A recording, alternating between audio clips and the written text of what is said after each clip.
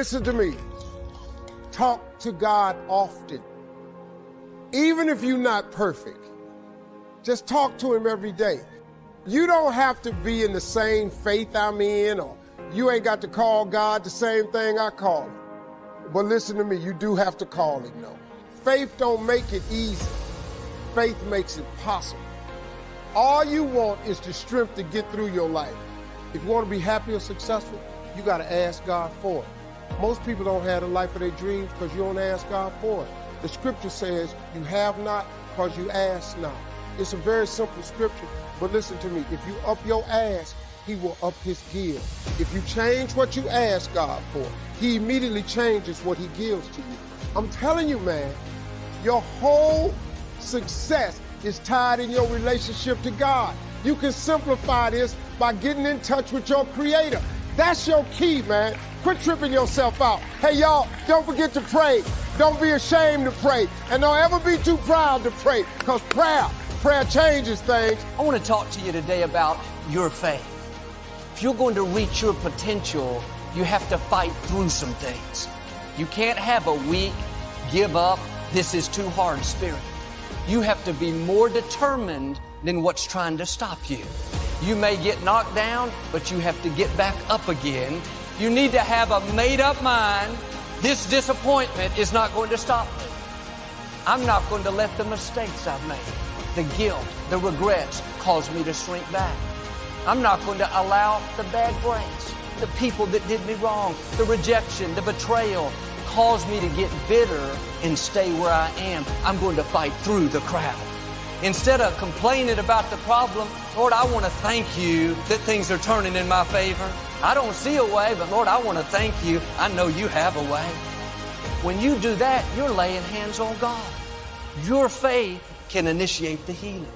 Your faith can be the catalyst for God to do amazing things. We should live with this anticipation that something good is going to happen. Yes, we've all had difficulties. We all have a reason to be sour. Don't let that talk you out of what God has in store. You wouldn't be alive if there wasn't something amazing in your future. Can your faith be seen? Can anyone notice that you're expecting to go to a new level? Are you talking like it's going to happen? Thinking like it's going to happen? Believing like it's going to happen? God is passing by. But if you're negative, I don't see how it'll work out. I never get any good breaks. I've been this way a long time. You may brush up against him, but you're not going to touch him. You have to show God you're ready to be healed, ready to be free, ready to be blessed. There should be an expectancy. It could happen today. You could meet the person of your dreams this week. You could see your health turn around this month. This year could be your year to go to a new level where things fall into place. Good breaks find you. Promises you've been believing for suddenly come to pass. Well, Joel, what if I believe for it and it doesn't happen? What if you believe for it and it does happen? When you live with expectancy, where your faith can be seen in your expressions, in your attitude, and how you talk, that's going to cause God to notice you in a new way. God is always with us. He has us in the palm of his hand, but faith is what gets his attention. You can be obedient and have a sour attitude and limited vision and not please God. You can give, serve, feed the poor, and that's all important. We should do that. But if you're not believing for things bigger than you can accomplish on your own, if you're not expecting difficulties to turn around, if you're not anticipating new levels, thanking God that he's bringing promises to pass, then you're not releasing your faith. You have to stir up what God put in you. He's passing by. Don't just sit back and watch. Well, I wish I could break the addiction. I wish I could accomplish my dreams. Why don't you reach out and touch it? Lord, I want to thank you that you're opening doors no man can shut. Thank you that you're taking me where I could not go on my own. Lord, I believe healing is on the way. Freedom is on the way. The right person is on the way. Abundance is on the way. That's how we touch God today with our faith. Well, Joel, I'm waiting for God to do something. Maybe God is waiting on you. When God sees you doing what you can, believing when there's no sign, thanking Him when you're weak, taking steps of faith when you're uncomfortable, God will give you strength that goes beyond your natural ability. He'll help you do what you couldn't do on your own. Maybe you've been praying, believing, expecting for a long time. Stay encouraged. It's on the way. You are closer than you think. It's going to happen sooner than it looks. There's no sign of things improving. Everything looks the same. Get ready. God is full of surprises. He doesn't always do things in a normal way where it gradually gets better. He'll do them suddenly, out of the ordinary. You didn't see it coming. It's because day after day, week after week, you kept touching Him. You kept expecting Him. You kept thanking Him it was on the way. You kept talking like it was going to happen. Your faith is going to make you whole. Your faith is going to break the addiction. Your faith is going to bring you out of debt. Your faith is going to help you accomplish your God-given dreams. People will try to talk you out of your miracle. They'll tell you all the reasons why you can't get well, why you won't break the addiction, why you won't meet the right person. It's because they don't know what God put in you. They can't hear what you hear. Negative voices will try to discourage you. But when you get quiet, you'll hear that still small voice saying, this addiction is not your destiny. You're better than this. Living in lack, not able to get ahead, is not your lot in life. Abundance is on the way. Being depressed, no passion, that is not who you are. Freedom is coming. Joy is coming. Breakthroughs are coming. God whispers in your spirit dreams and promises, what you can become. The enemy will do his best to drown that out. No matter how loud those other voices are, don't let them talk you out of what God has whispered in your spirit.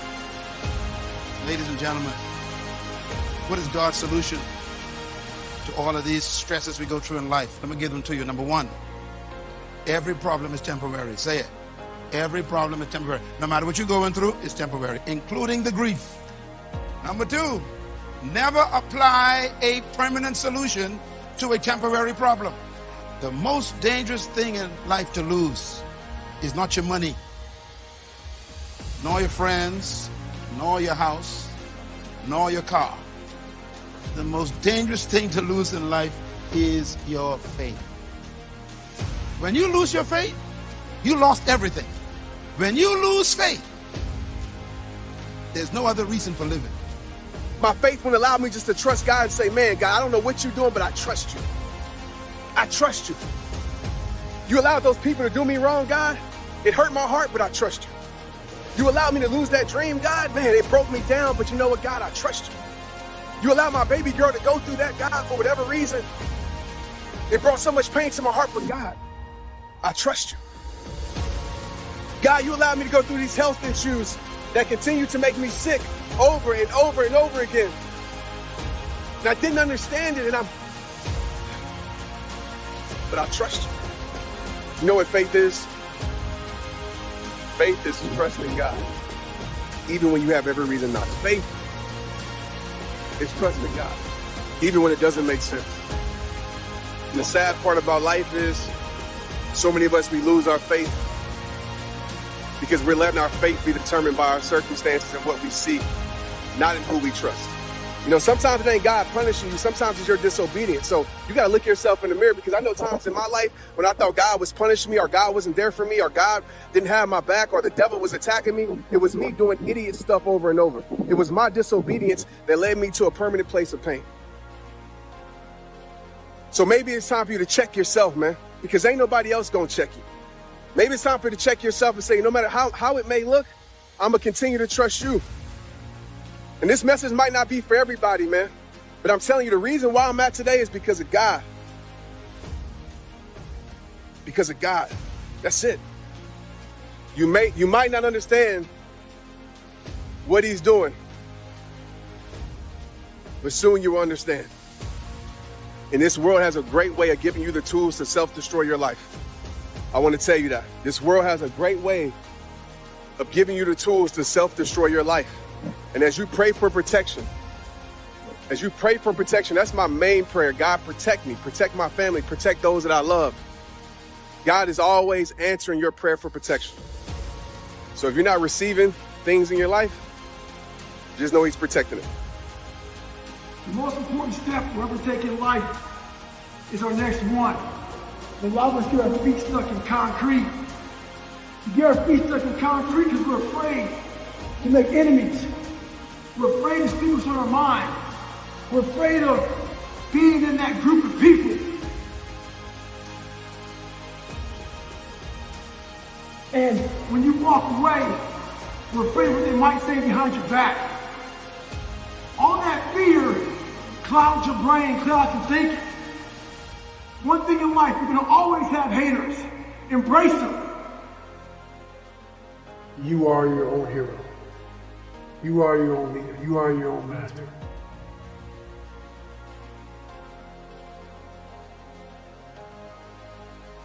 Learn one thing. Shut the f***ing noise out. Embrace the fact that people don't like you. It means you're doing something right. We idolize so many people, and we want to be them. We want to be someone else. And in doing that, you lose all the potential of who you are. You be them. You are them. You become them. And you lose you. You must hold yourself accountable, and being your hero, that's what that does. You make yourself so totally accountable for who you are. You focus on you and only on you to become the best person you can be for others.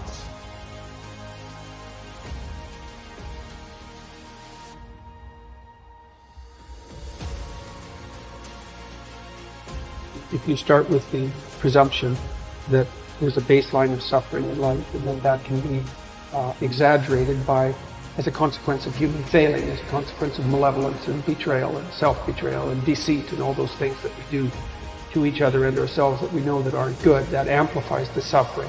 That's sort of the baseline against which you have to work. And it's contemplation of that often that makes people hopeless and depressed and anxious and overwhelmed and all of that. And they have the reasons. But you need something to put up against that. And what you put up against that is meaning. Meaning is actually the instinct that helps you guide yourself through that catastrophe. And most of that meaning is to be found in the adoption of responsibility. People are looking for the excuse, and the truth is the excuse is completely valid, but that's still not going to change the circumstance. So the test is not whether or not you know the reasons for not succeeding. The test is whether or not you're willing to do whatever it takes to get to that next level. And a big part of the whatever it takes actually is just remain teachable. Just be a student of the game, a student of life, a student of those who've achieved. Wanting to become extraordinary, to transform yourself into something that is truly undeniable, to become so good that they can't ignore you.